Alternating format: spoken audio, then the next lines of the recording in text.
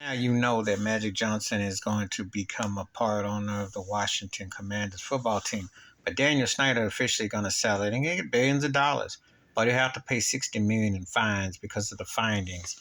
Wow, poor guy, $60 million. What did they find? And I'm doing a separate video about John Gruden and his suit against the NFL and why I can't stand that racist bum, that overrated coach. He gonna collect because they used him as a small fish. Schneider been running a file for almost 25 years in the NFL. It's embarrassing how bad the Washington football team is. They're not gonna be much better with Magic. This is a PR move to put a blackface and some kind of token ownership, because unless you got outright ownership and you got black folks that come together with it, it's a nice little piece, but it don't solve the big wall that is the glass ceiling, institutionalized systematic racism in the NFL when teams don't hardly hire black head coaches, general managers, or outright owners. So Daniel Snyder having to pay $60 million, what was exactly found? And $60 million, which is a drop in the bucket because that is some players' salary combined. You got probably get 3 or 4 pieces on the team today for $60 million. That's not exactly like, and they were also holding back money from $11 million from sharing it with other teams, just all in kind of cahoots to do all kinds of wrong. But the NFL, that's why Roger Goodell's the puppet.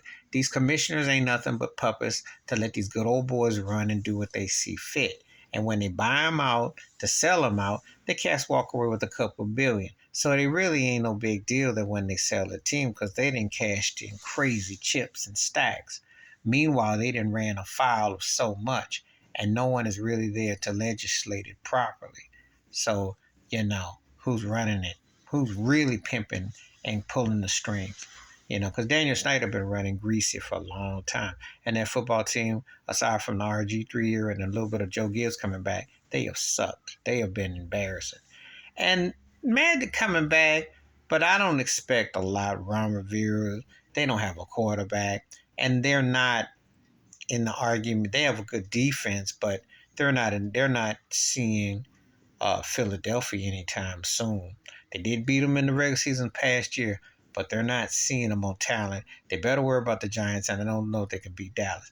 They're decent on defense, suspect on offense, which translates to 8-9, maybe 7-10, 9-9 or 9-8. They're lucky, but this is tokenism, and I'm glad that while one hand Magic getting in, the other hand the NFL is still a plantation. He ain't gonna never address about capping to getting white ball, and they're never gonna really address the lack of more diversity of ownership general managers. So it's a small.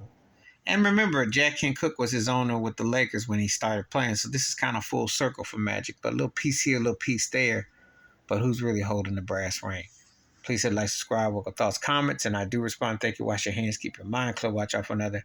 And if only we knew what Daniel Snyder's $60 million hush money was to really pay off, that would be intriguing.